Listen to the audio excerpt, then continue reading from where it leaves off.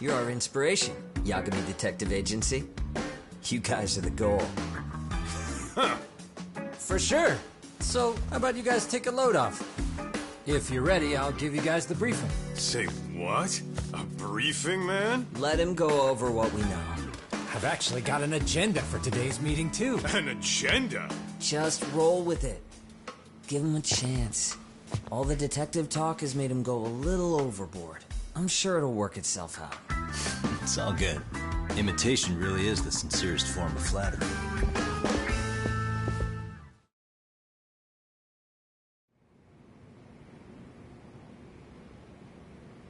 To sum up why we called you, we've been seeing a major upward trend with these kinds of cases. What do you think? Care to take a wild guess?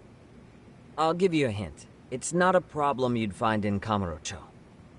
So, it's specific to Yokohama? I know. It's gang warfare. The outfits running Chinatown are at each other's throats, and you guys sort out the aftermath. Well, we did just hear about the Yokohama Liumang. They're a gang, right? Yeah, the Yokohama Liu, whatever. Bet they're stirring up shit as we speak. Actually, we haven't run into any gang-related activity at all. No, what we're dealing with isn't so conspicuous. I'll just tell you, it's bullying. Bullying? Sometimes parents ask us for evidence to prove their child was bullied. Fairly often, they want these bullies taken to court immediately. They'll also want to hold the schools accountable, but none of that happens without solid proof. How old are these kids? Most of them are in middle school. Research shows that boys at that age experience a sudden spike in testosterone. This leads to outbursts to assert dominance, compounded by the irrationality of an immature brain. Scientifically, this potent mix of impulses often manifests as bullying. Yeah, I call that puberty. But that would apply specifically to boys, right? You're getting cases with girls involved too, aren't you? Ah, with girls it's more likely rooted in oxytocin, a brain hormone that also has links to bullying. See, oxytocin fosters feelings of attachment, regardless of your gender. For instance, scientists have observed that a mother's oxytocin levels surge when looking at her child. And then it's not always a bad thing, is what you're saying. Indeed. Did you know it was oxytocin that enabled cooperation among our primitive ancestors? Ancient matriarchs were particularly vulnerable during childbirth, thus requiring communal support. So you could kinda say the survival and reproduction of our species was largely oxytocin at work. After all, raising a child in the wilderness would have been impossible alone. However, this intense social need bore a dark side. Individuals who failed to contribute were shunned and eventually condemned. Let's say there was a villager who never put in his fair share. All he did was eat the crops. If that became the norm, nobody would work until the village was on the brink of starvation. And by then it'd be too late. Precisely. That's why these offenders were punished. Primitive as it was, punishment equated to justice, a necessary measure for society's greater good. And societies with a stricter sense of justice were the ones who endured in the long run. To put this into focus, these people are our direct ancestors. So from a science perspective, modern-day bullying is just primitive? More like it's hardwired into our nature. Hormones are fucked up, huh? I wouldn't chalk it up to just that. However, we humans do tend to reject what's foreign to us. Whether we're socially awkward or simply misunderstood, those who don't conform are ostracized. That's how it's been since time immemorial. The misfits of civilization are deserving of punishment. All over the world, no matter where or when.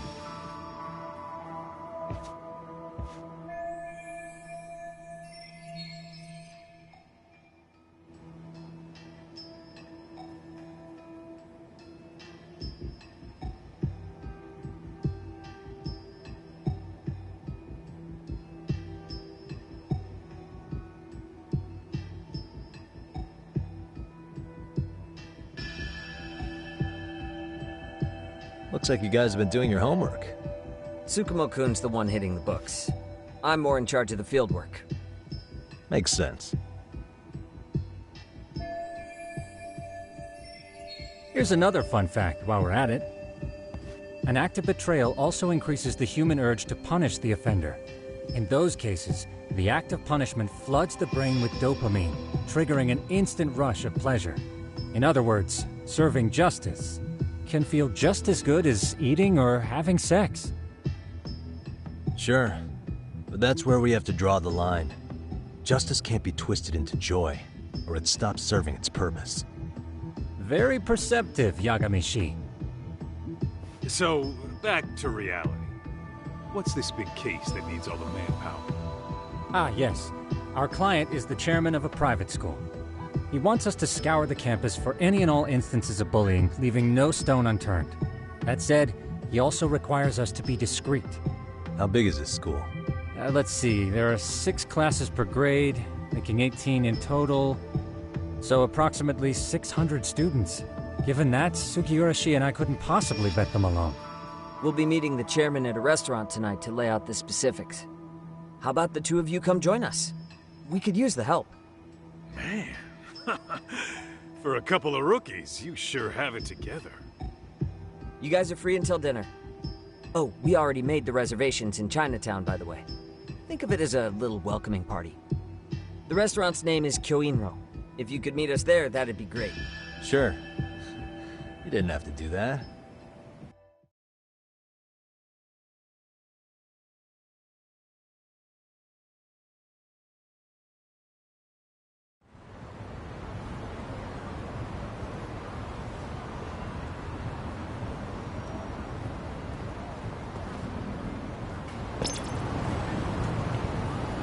Let's roll, Tom.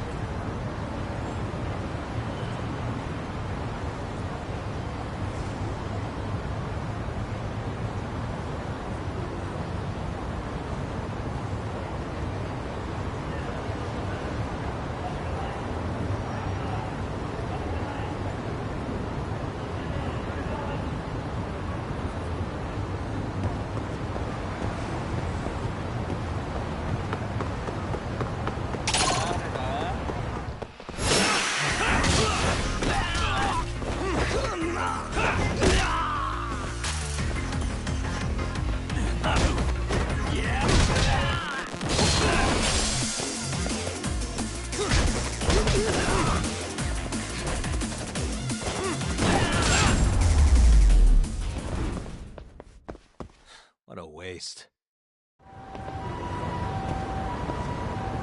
What is it?